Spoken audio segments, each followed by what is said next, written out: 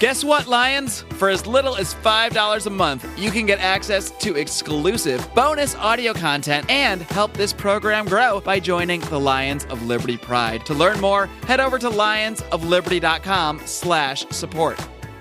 We need to stand up and say enough.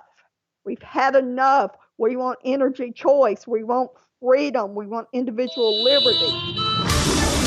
Welcome to the Lions of Liberty podcast.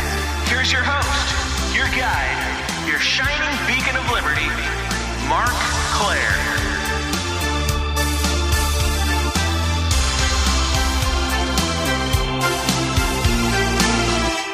What's up, Liberty Kitty Cats? Welcome back to Lions of Liberty, the flagship program here. Every Monday I'm here with you, bringing you great guests, interviews like today with Debbie Dooley, founder of the Tea Party, who's actually a big proponent of both clean energy and free markets, something that you don't, for some reason, always see together. Now, Republicans always seem to speak of free markets, but seem to really cringe at the idea of solar energy and that sort of thing, while Democrats really want to push their view of what clean energy is on everybody else through the force of government. So I was really excited to find someone who pretty much rejects both of those paradigms, and I want to thank member of the Lions of Liberty Pride, Thomas Baldwin, for recommending this guest, Debbie Dooley. I think you're really going to enjoy our conversation. We talked about so much stuff, which means you might want to check out today's show notes, which you can find over at lionsofliberty.com/307. This being the 307th edition of this program. And as I've mentioned for the last couple weeks, we are giving away 5 free signed copies of Liberty Force #1 by Johnny Adams, our good friend from the Johnny Rocket Launchpad. And we're going to be announcing the winners of that raffle today. But not on this program. We're going to do it a little bit later, so check out the podcast feed. Keep your eyes open, or it might already be there if you're one of the people that doesn't listen to the show the very second it drops. If you're listening later in the week, you should find it already, but we will do a raffle along with Johnny. He's going to join me to announce the winners of the Liberty Force #1 contest, so be sure to keep an eye on that podcast feed to see if you won, if you're one of the people who entered, by joining the Lions of Liberty Pride or giving us a great review on iTunes. Both things I encourage you guys to do anyway, because they're great ways and easy ways to support the show. Today's guest is one of the founders of the Tea Party movement. She is also the co-founder of 2 conservative environmental groups, the Green Tea Coalition and Conservatives for Energy Freedom. I am very pleased to welcome Miss Debbie Dooley. Debbie, are you ready to roar? I sure am. Let's roll and roar. Debbie, now that was one of the better responses I've gotten to that question, I gotta say. Well, good. I'm glad. I'm thrilled to be on your show. And I'm thrilled to have you here. And, Debbie, between your history helping to start the Tea Party movement and you've also taken a stand for solar energy despite some major backlash from a lot of right-wing groups, it's pretty clear you have no problem going against the grain in life. So when did you first start to realize that you were a bit of a contrarian, either when it comes to politics or maybe just life in general? Well, I guess it really started when I was 6 years old. We lived in Bogalusa, Louisiana, and my nanny and papa, which was my mom's mother and dad, it was my birthday, and they got me, I was quite a tomboy, and they got me a cowgirl outfit for my birthday. And I got upset, and I told them, asked them to take it back, that I wanted a cowboy outfit, that I wasn't a sissy. So you were rejecting gender norms before it was the cool thing to do, I guess, huh? I was. I was like, I want a cowboy outfit. So did you get that cowboy outfit then? I did. I got a cowboy They went outfit. right to the store and traded that thing in, huh? Well, they didn't go right to the store, but the next day I had it. Well, great. And it seems that that attitude has sort of carried over, at least when it comes to politics. So can you tell us a little bit about your background and how you first got involved in politics and what really drove you to get very active when it comes to the energy sector? Well, I actually began in the political arena when I was a senior in high school in 1976. I got involved with, it was Gerald Ford's presidential campaign against Jimmy Carter. And I actually supported Ronald Reagan during the primary, but I was a senior in high school. I've been active ever since. I was elected a delegate to the 88 Republican National Convention that was held in my home state of Louisiana. It was in New Orleans. I have been a political activist for decades.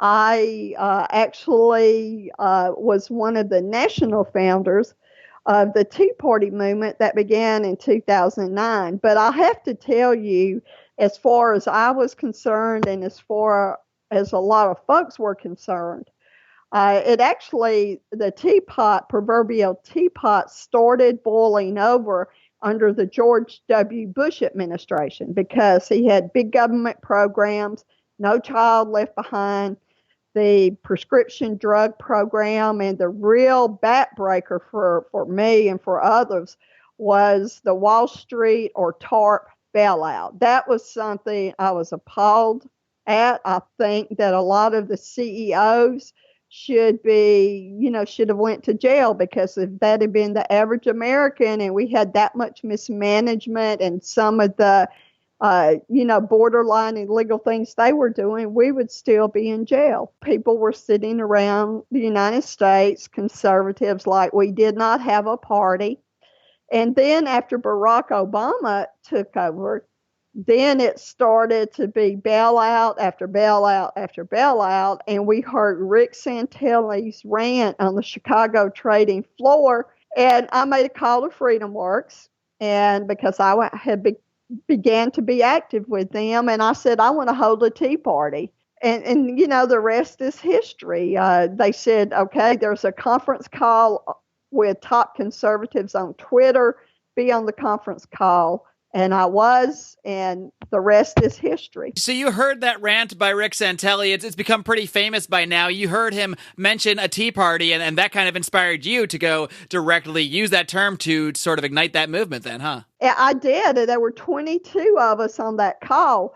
The movement was, actually began under, the Bush administration, but we did not know what to call it. And Rick Santelli's rant, there were light bulbs that went off, preferably light bulbs in the heads of 22 of us. And we were on that call, and we began to plan the first round of Tea Party. The first Tea Party, which was held on February 27th of 2009. The rest is history. I mean, it began then, and in the early days, there was actual discussion about whether or not we wanted to form a third party or work to reform the Republican Party, because there was as much anger at Republicans as there was at Democrats at that time. I'm curious, looking back, it's been almost 10 years, not quite, since the founding of that movement. And do you see it as having had a positive impact either on the Republican Party or as opposition to the Democratic Party when they were in power? Or do you think it's lost any of its juice along the way? Well, I think it absolutely has had a positive impact on, especially Republicans, because all of a sudden, instead of talking about how much we can spend, they're talking about how much can we cut.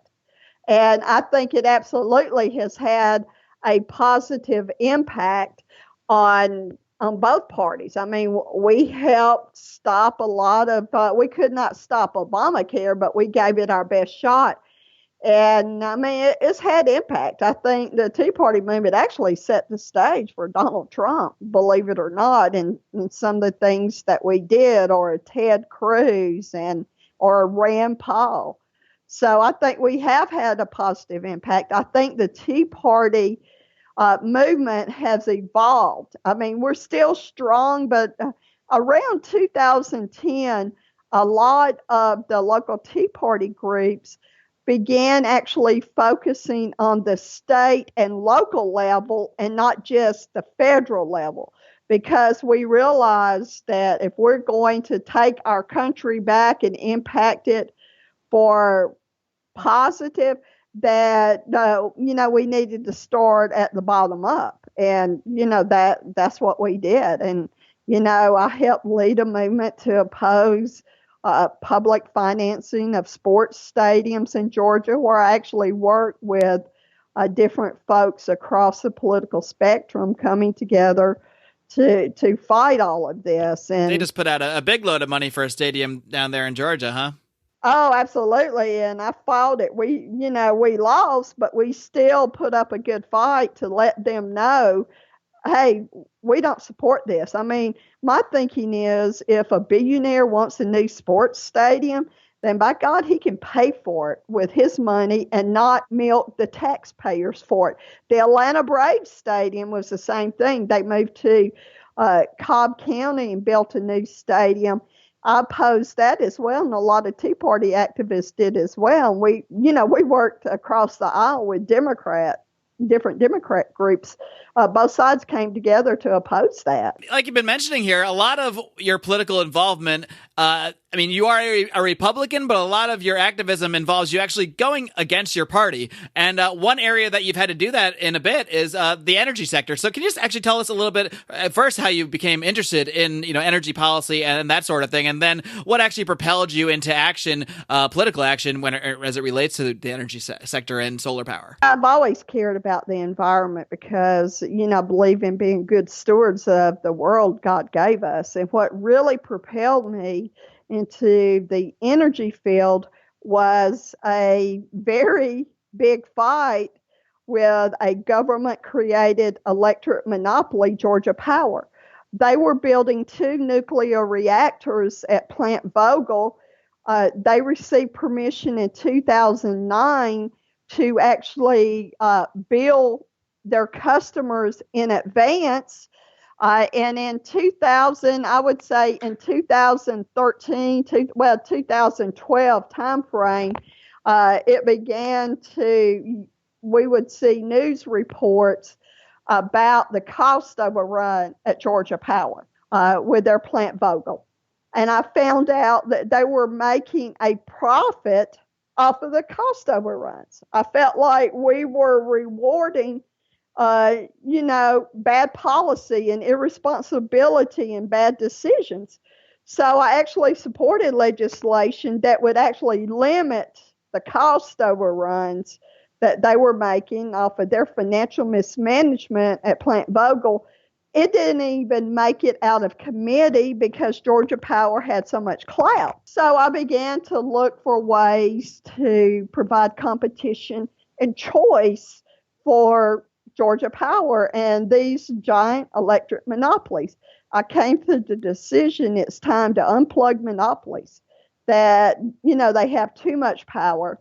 But I did research and I found out that solar, I love solar because it's individual liberty and freedom. It's good for the environment. I care deeply about the environment. I believe man is damaging the environment.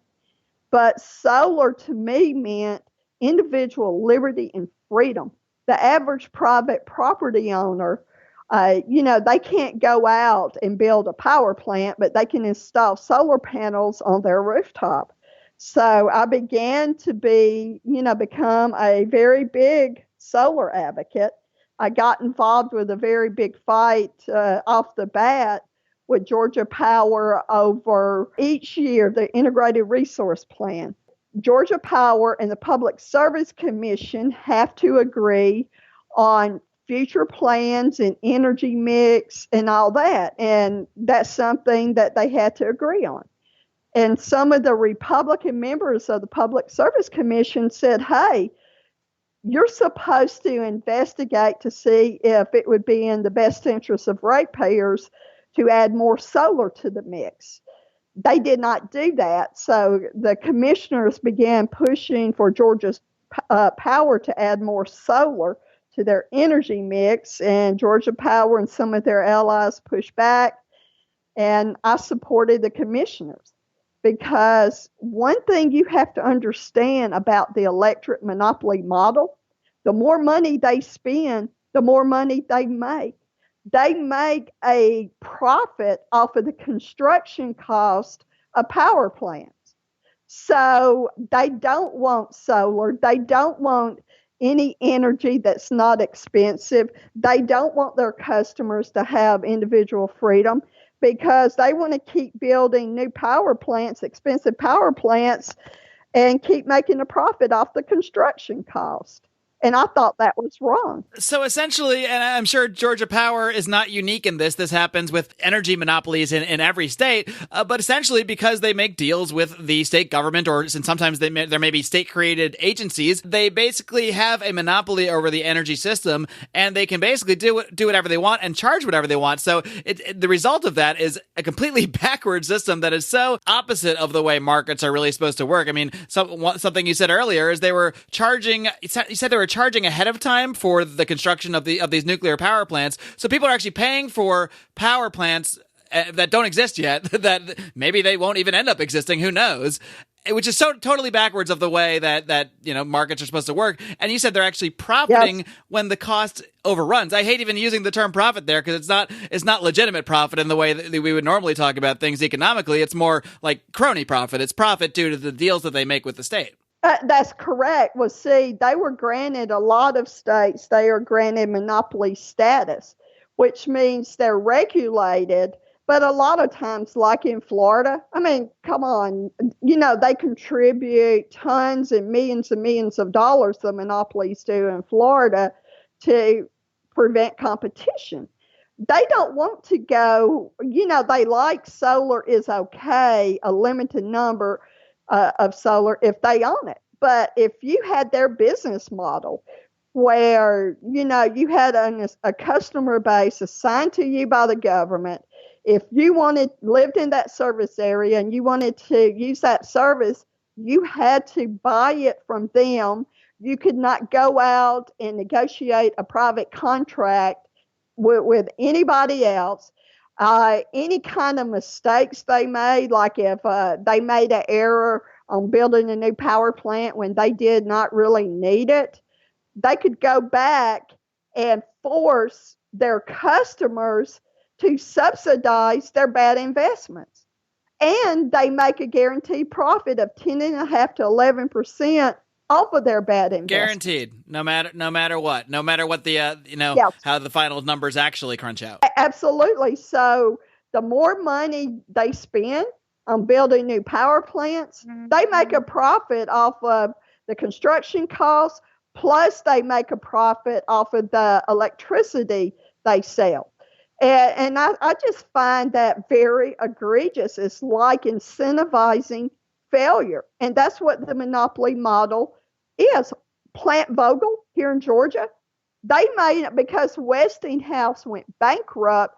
Georgia Power, Southern Company, does not even know if they're going to complete the 2 nuclear reactors. And they're making a guaranteed profit off of it. Anything that's bought in the rate base, they make a guaranteed profit. In West Virginia, which is coal country, I was up there about 3 months ago. I think it was Old Dominion or one of the electric monopolies had a coal plant that was in Ohio. It was where it was selling on the free market in Ohio, selling electricity. They weren't making enough money and actually losing money off of this coal plant in a free market system. So they wanted to bring it into the rate base, the regulated market rate base in West Virginia, so they could force their customers to pay for their bad investment. And that is egregious for that to happen. And I mean, it's terrible. Of course, they don't like renewables. Of course, they don't like solar or any energy form that's cheap, because they can't make as big of a profit off of it as they can if they go out and build a new nuclear plant or, new coal or gas plant. They're not making the profit. Sure, and I've even read in certain states where if you want to have your own solar installation on your own property, you're not even allowed to do that. You can have it, but then you have to pump energy back into the grid and essentially still work within that system, even if you could otherwise be self-sufficient with solar panels. You're absolutely correct. Case in point. There was an African-American church in North Carolina. They cared about the environment. They believe in being good stewards of the environment God gave them and He created. So they wanted solar panels. They wanted to save on their electricity bill. They wanted solar panels. they could not agree, they could not afford the upfront costs. So a nonprofit reached out to this church and they said, okay, we'll front the cost and the investment of putting solar panels on your rooftop on the church. And for us to recoup our investment, you just agree to purchase the electricity from us so we can recoup our investment. And it was, it was less expensive than, what they were paying Duke Energy. And so this church entered into a private agreement about solar panels on their private property.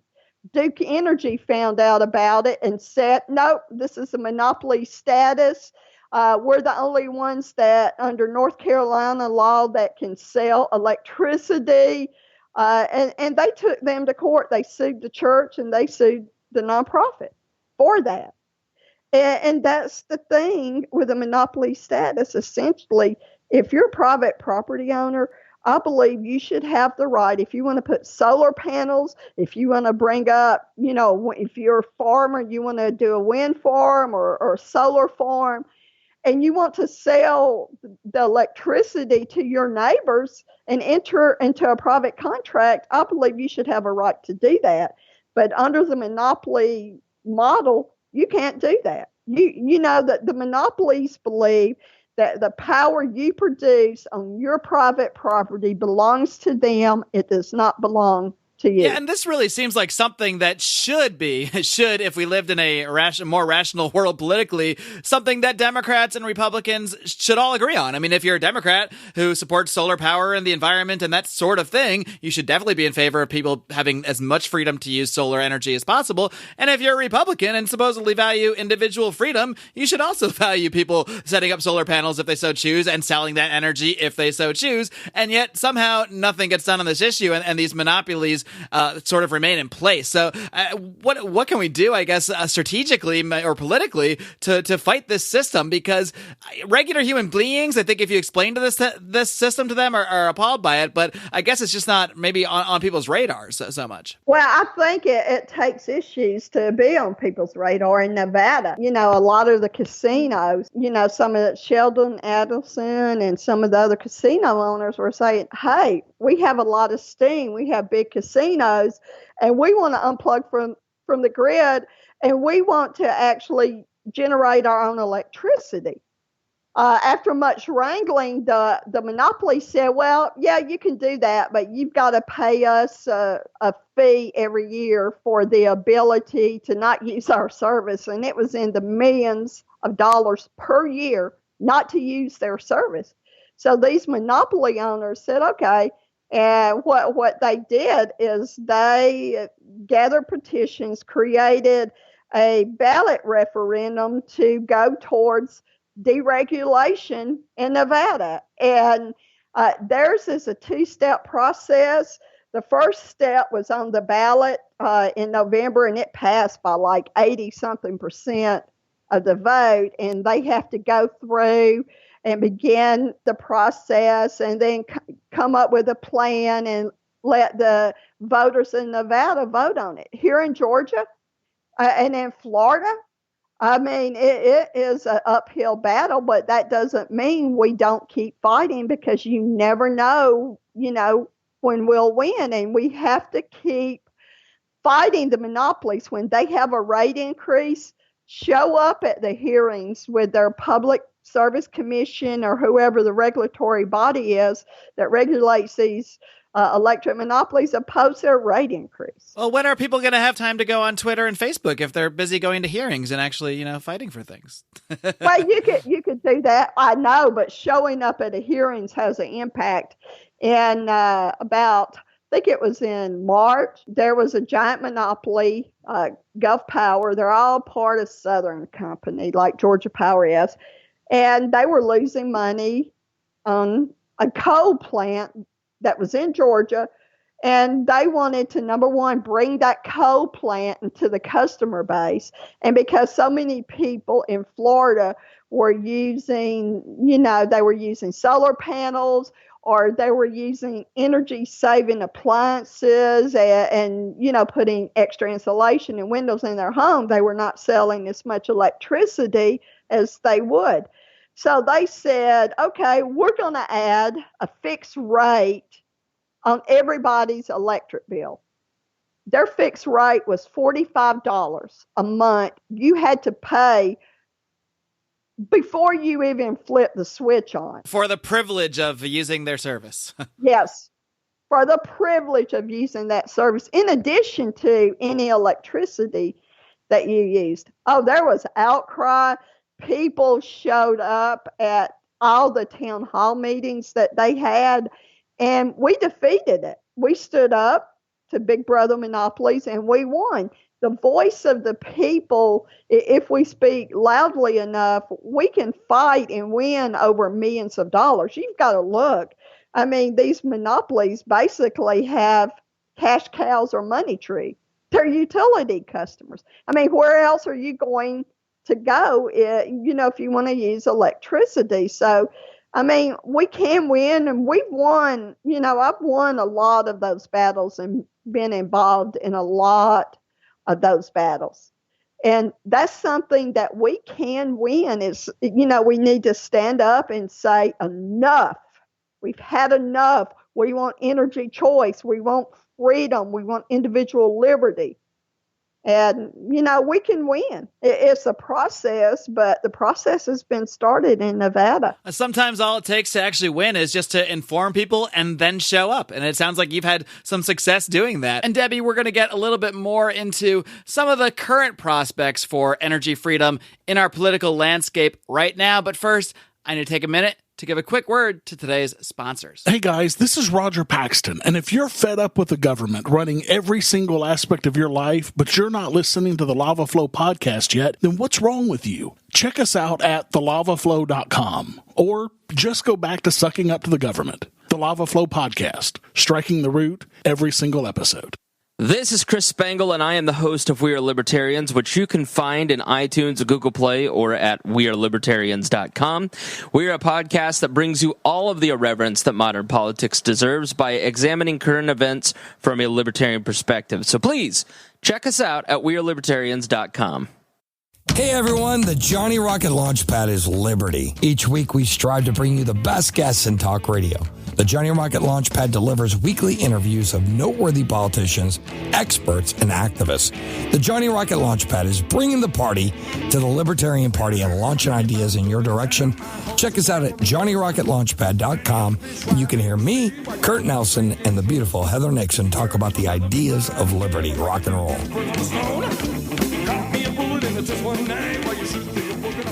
A lot of these battles really are at the state or local level. That's where a lot of these monopolies, exist. But you did support Donald Trump in the recent election. And, what can be done on the federal level, I guess, when it comes to promoting greater energy freedom? A lot of times when we talk about the federal government in relation to energy, it's really just about where are they directing money? What are they regulating? How do we scale things back in the other way, more towards free markets? And do you see a prospect for that under the Trump administration? I do see a prospect for that, because at a town hall last year, it was either in March or April, Donald Trump was at a town hall and he was talking about corruption, and he talked about the corrupting influence of these electric monopolies. So I think one of the things that that the federal government could do is, like give tax credits or tax breaks. And I'm not big on subsidies. I don't like the government picking winners and losers. But if and if I had my perfect world, do away with all energy subsidies, all of them, both direct, indirect, make energy that causes health issues and damage to the environment be fully responsible to pay to clean up the damage and mitigate the damage and any health issues, and let energy compete in the free market and let the market decide what energy is best. And that sounds, that should be something all Republicans and libertarians and conservatives support. But I can't tell you how many times that I've been involved in fights, and you actually have Republicans that are siding with monopolies to protect the monopolies from competition. And I have to remind them, true conservatives champion free market choice, not government-created monopolies. Now, Debbie, one thing you kind of touched on there, and it's one of the biggest challenges, I think, for people who believe in free markets with little to no government regulation when it comes to energy production. But, when it comes to addressing those environmental impacts, I think that's where a lot of people run into difficulties when they try to explain free markets and energy to other people. So you did touch on, holding companies responsible, but how would you actually approach addressing companies who do damage the environment without shutting down energy production altogether? Because obviously, when you're creating energy or anything, there's always going to be some level of pollution. It's really just about identifying the actual impacts and how that can actually be assessed. But, do you support the EPA as a way to do that? Or do you see maybe free market systems for doing that through courts? What's your kind of ideal when it comes to how you would address companies in this free market that you envision in a world where we aren't subsidizing energy all over the place? Well, no, number one, I'm not real fond of the EPA, even though it was started by Republican Richard Nixon. I don't believe that the government should try to regulate an industry out of business. I'm not anti-coal. I'm not anti-oil, anti-gas, anti-fossil fuel. I just think it should be fiscally responsible. And there has to be ways that damage is being done to the environment. Have a bipartisan panel. In Louisiana, that is my home state. That's where most of my family lives, even though I live in Georgia. In Louisiana, a lot of the oil companies that have drilled offshore and in the Gulf for so long, they've destroyed the marshlands in Louisiana, which is vital. The marshlands are vital because they act as a barrier to hurricanes coming on shore, and they help to weaken hurricanes. So a bipartisan group of elected officials in South Louisiana, both Republicans and Democrats, are taking these oil and gas companies to court and suing them, saying, you caused the damage to the marshlands, you pay for it. The taxpayer should not do that. In Louisiana, that's a proven example. They have data to back it up. And, in situations like that, it is where they should, that those oil and gas companies should be responsible for the cleanup. I'm not talking about going out and say, okay, pulling numbers out of the hat. I'm talking about numbers that can be proven. Does the EPA regulatory approach actually hinder what you're talking about, where you would actually sue companies, go to court, get the actual damages for the actual damage they cause, and not just an arbitrary number or an arbitrary limit to pollution or the approach that the EPA does take? The EPA is, and they do some good because, but I think there's been a lot of overreach within the EPA under the Obama administration. So I don't like cigarettes at all. I don't like cigarette smoke, but come on, don't tell me that cigarette smoking is bad for my health while you keep putting higher taxes on it and things like that. I just believe in a free market approach to it, and like with the damage. That's what I'm talking about, like in Louisiana. And a lot of times what will happen is little political shell games that I've seen happen in Congress is that EPA will come up with, say, hey, this is a regulation. Then Congress will actually give these energy companies money. Oh, yeah, but don't worry about it. It won't cost you. And they'll give them tax breaks and all kind of subsidies to help pay for that.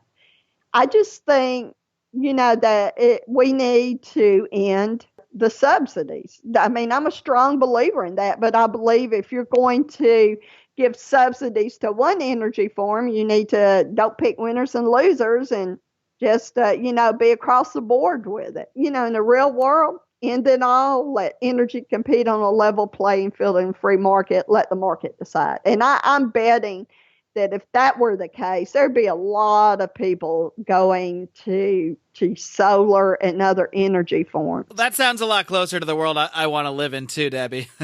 I mean, it is. Come on, let's do that. One more thing I did want to ask you about. You did support Donald Trump, and he did recently leave the Paris Accord, much to the dismay of many on the left and the mainstream media. And I think climate change is another difficult issue that people that advocate free markets who don't hate the environment, even though that's often the stereotype, it's difficult for them to address. So what is your approach to speaking about the climate change issue? And do you support Donald Trump leaving the Paris Accord? I mean, what sort of approaches would you advocate for addressing that issue for people that are concerned with it? Well, number one, I oppose the Paris Accord. And one of the things that I had said is, look, let's amend it.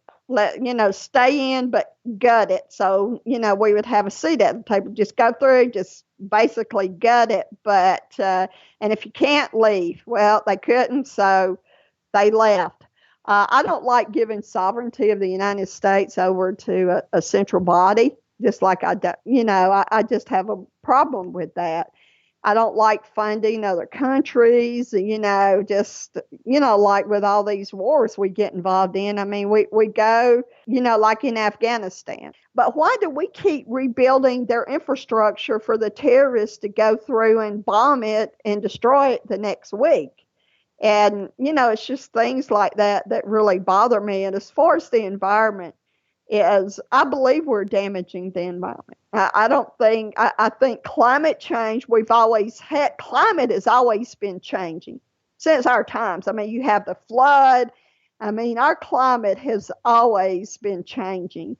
And I do think man is making it worse, because how can you say it's not? Look at all these people in the world. Look at all the instances of children with asthma and all of that. But we can't do away with fossil fuels, because we kind of, that's something we need now. But we could go out and encourage innovation and just, get the government out of the way and do the same thing that happened when the bail system was broken up. The federal judge ordered the Ma bail system to be broken up in 1984. Up until that time, the only people that had mobile phones were rich people that rode around in limousines and carried the big phone in a bag. It cost an arm and a leg to call long distance. The bail system was broken up. Government had some regulation, but got out of the way. And look at the innovative technology we have now. We carry around mini computers. So none of that would have taken place had there still been the monopoly structure, where when enterprise is forced to compete with each other for business, it's always good for the consumer. Absolutely. And I do think that is going to be the key ultimately to a cleaner world. It already has been the key to a cleaner world. I mean, I know that the U.S. carbon emissions have actually been decreasing, over the last few years. And that's largely due to technology, due to cleaner technology, better ways to utilize energy. My biggest concern with the Paris Accord and broad reaching agreements like that are really more its effect on the third world, on countries that are trying to develop, and the liberal elites, I guess, from all around the world say, well, even though our societies got here through using fossil fuels and developing new technologies, you guys, no, you shouldn't do any of that. You should just use clean energy from the get-go, acting as if all these things are equal, as if they can just magically, achieve the level of technology and economic development that we've achieved while using, much more expensive and much more difficult forms of energy. I agree. I mean, look at the Paris Accord. That's why I said it should be gutted and amended. In a perfect world, Trump would have been able to do that, gutted an amendment, take the money that was going to all these other countries. And I mean, just a lot of examples like that, and just kept a seat at the table and say, no, you're not going after fossil fuel. This is what we want. This is what, we believe in a free market approach, but that wasn't possible. One of the major issues with the Paris Accord is like China. We were telling China, oh, you just go ahead and you keep building these coal plants, but we're not going to. So it was not a level playing field.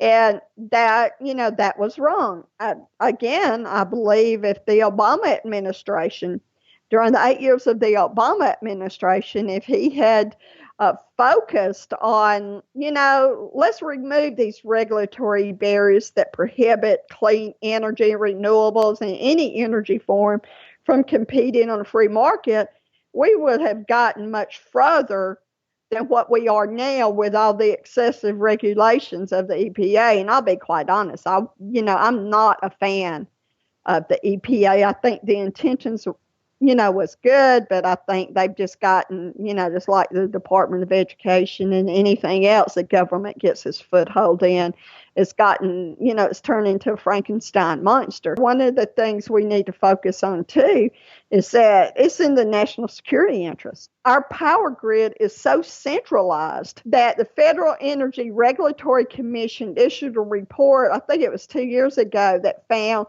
terrorists would have to take down 9 of the key substations out of more than 54,000. It would cause a devastating blackout from coast to coast that would take months to recover from. There has already been an attack, and many people think it was a probing attack on our power grid. In April of 2013, terrorists cut the phone lines to the substation that powers Silicon Valley. Then they opened fire on the substation and all the transformer lines with AK-47s, took the substation down, and just disappeared before law enforcement even got there. That seems like a really big story. Why have I not heard about this before? Because it is panic. I mean, it is. You haven't heard about it. They don't want to set in. They're keeping facts from us. Even The Blaze, Glenn Beck's show, The Blaze, the website even ran a story on it. He put a diagram in because it was not one of the major key substations. They could quickly reroute power, but it took like 6 to 8 weeks to bring that substation back online. Well, what if they were able to identify the 9 key substations? Or what if they just attacked, had terrorists all over the United States go out and attack transformers? It would cause a domino effect because the grid is so centralized. Well, it would be a lot more difficult for terrorists to cause, a devastating impact by attacking our power structure if instead of attacking some substations in our centralized power grid, to go out and try to bring down millions and millions of rooftop solar. There's a reason that stores like Walmart and the military are moving to renewables. It's because we don't want to be dependent on foreign oil, and also because of national security implications. Saudi Arabia, I don't know if you read about what they did. They're investing tens of millions of dollars. It's close to 100 million, I believe, in solar in Saudi Arabia. And you want to know why? It's because they want their citizens to get electricity from solar panels so they can sell their oil, export their oil, and make money from it instead of using it within their country. Everywhere you look, there's cronyism. Even when a country is doing a seemingly wonderful thing by bringing in solar power, there's always got to be a nasty motive hidden underneath. But Debbie, it's been really a blast talking to you, and I'm so glad that there is somebody like you out there who is a vocal proponent of both free markets and clean energy, because often, for whatever reason, in our current political paradigm, you're not supposed to support both. You're supposed to be on one side or the other. You're supposed to be a Republican who loves free markets but really, really, really likes coal and other dirty forms of energy, or you're supposed to be a Democrat who hates free markets and just loves clean energy. So it's wonderful to have a conversation with a rational person who can actually have both those positions and hold them both highly. Well, I really enjoyed it. It's an honor that you asked me to be on your show. And I look forward to listening to the podcast, and we can keep fighting the good fight. We have truth on our side. We have right on our side. And we're going to keep fighting. And thank you very much. Well, thank you, Debbie. Before I let you go, why don't you just let everybody out there know how they can find the work you're doing and how they can get in touch with you? Well, you can email me at Debbie, DEBBIE, at energyfreedomusa.org. That's Debbie at energyfreedomusa.org. We have Green Tea Coalition has a Facebook page, and Conservatives for Energy Freedom also has a Facebook page. But if you email me, I'll send you the links to everything so you can see. Well, Debbie Dooley, like I said, it's been an absolute pleasure speaking to you. Keep up the great work. You too. Thank you. All right, kitty cats, I hope you enjoyed my conversation with Debbie Dooley. A very lovely, wonderful, nice woman. It was a pleasure speaking with her. Please do look into her work. It's very rare that you find people that are conservatives or libertarians or small government minded who are also very big on promoting the environment and discussing ways that the free market can protect the environment, can provide better energy and lives for everybody without destroying the earth, as we so often hear could be the only result of such policies. And this is such a great tie-in to the current project that we're working on funding through DonorSee, the great DonorSee app created by Greg Glyer, past guest on the show. If you don't have the DonorSee app yet, I don't know what you're waiting for. You don't need to be rich to help people. You don't need to have a lot of spare change, but all of you probably get a coffee once in a while. All of you probably have an extra beer or two that you don't need, an extra slice of pizza, whatever. All of you can afford to toss a buck or two to some of these great projects because even that little amount of money does make a great difference. So if you haven't downloaded the DonorSee app, go to your app store on whatever device you use, download that thing, or go to DonorSee.com and sign up. It takes hardly any time. It's so easy and such a great way to fund projects around the world that really do improve the lives of people. And the one we're working on right now is a project in Haiti, which listeners of this program will know was basically destroyed by the Clintons after their earthquake. Obviously, the earthquake caused a lot of damage, but the Clintons and the Clinton Foundation, they caused a lot more damage in Haiti. You can hear more about that in my interview with Chuck Dixon, comic book writer Chuck Dixon, who did the graphic novel of Clinton Cash, which talks all about that stuff. But not to digress too much, I'll of course post a link to that in the show notes for today's show at lionsofliberty.com/307. But the project we're looking at now in Haiti is a recycling project, basically, because there are plastic bottles all over Haiti. And what they're doing here is building a team to collect all this plastic, get it out of the environment, make sure it's not causing harm. But not only that, they're going to then use plastic bottles to build a house out of all these bottles. So not only are they going to clean things up, but they're actually going to build a structure that the team can use as a retreat and as their home base for all their recycling activities. So it's not just merely a recycling and cleanup project that helps the environment, but it's also going to go to productive use. Really, it's a wonderful libertarian project. Again, I call this stuff libertarian because it's all voluntarily. It's all done without the aid of government or NGOs. It's all just people helping people. The way that we as libertarians or people that are liberty-minded try to get things done, try to have things done without using the coercion of government. And DonorSee and the great work being done by Greg Glyer, along with Pride member Clint Rankin and his group Walk the Walk. If you haven't joined up with that, find Walk the Walk on Facebook or go to walkthewalktofreedom.com. That's where you'll find all the information about the various projects we're funding. As well, of course, he posts those over in the Lions of Liberty Forum, our private Facebook group, where we have a lot of great discussions. If you're not in there already, be sure to search that in your little search bar on Facebook. If you just type Lions of Liberty Forum, it should pop right up and we'll get you right in there. In the meantime, you can find this specific project by going over to DonorSee.com/project/1086. If you're on DonorSee, you can look me up, Mark Claire. You can find me. You can find Clint Rankin.